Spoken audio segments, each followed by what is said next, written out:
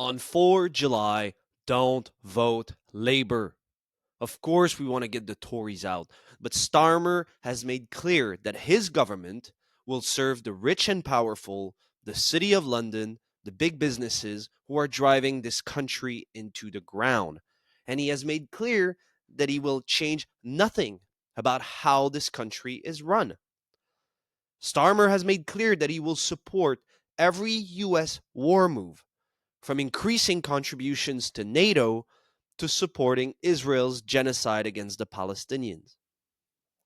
Starmer has spent the last 3 years purging anyone from Labour who supports Palestine, socialism, or the working class, while reneging on every single promise he made to win the leadership of the party. In power, the clique of stormtroopers, these technocrats without any vision, will prove incapable of solving any of Britain's fundamental problems. Their only way to shore up the economy will be to further grind down public services, living standards, and attack trade unions. All of this will only pave the way for the far right. So, vote Labour to get the Tories out is the most stupid phrase of the year. In this election, they both stand for the same damn thing. So, it is Starmer which has drawn a line against the working class. Therefore, the working class must respond no support to Starmer's Labour. And this includes the left Labour candidates like Zara Sultana, John McDonnell, or Diane Abbott. Whatever their talk for socialism or free Palestine and peace in Gaza, they are campaigning for a Starmer government. So unless they come out openly against him and the clique of stormtroopers, no vote for pro-Starmer Labour lefts too. So what's needed is to build a working class opposition to Starmer's Labour. And for this, we, the Spartacist League, call to vote for the Workers' Party, for the Trade Unionist and Socialist Coalition, and for those independent candidates that stand on a pro-socialist, pro-working class basis. We certainly have criticisms of all these options, which I'll lay out in more videos, but the stronger the success of these pro-working class options and opposition to Starmer, the better it will be for the coming fight against the Labour government, whether it is in defense of trade unions, in defense of public services, or for the fight for Palestinian liberation. Now, it is obvious that the left opposition to Starmer has not imposed itself as a real factor in this election. And so far, it is Nigel Farage who is filling the vacuum, posing as the main opponent to the political establishment and channeling all the anger at the status quo into anti-immigrant crap. And the reason for this lies in the fact that no one on the socialist left wants to organize a real struggle against the ruling class and its politicians. So most of so-called socialists in Britain will vote for Starmer's Labour on 4 July.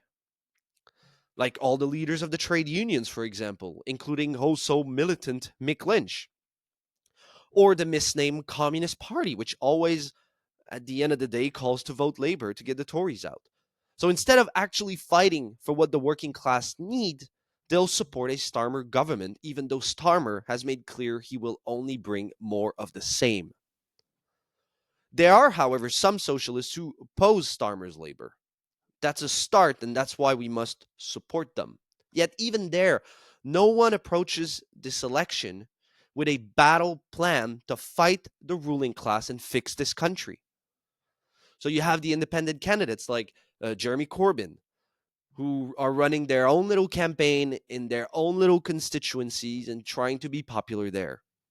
Then you have the trade unionist and socialist coalition who are trying to be popular among trade union bureaucrats and officials, so won't say anything too radicals or that crosses the lines of the ruling class.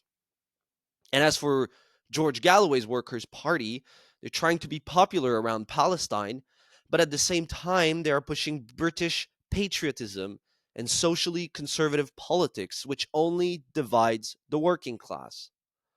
So no one is trying to unite the massive discontent which is boiling up among working people in Britain into a struggle against those who are driving the country into the ground, the ruling class.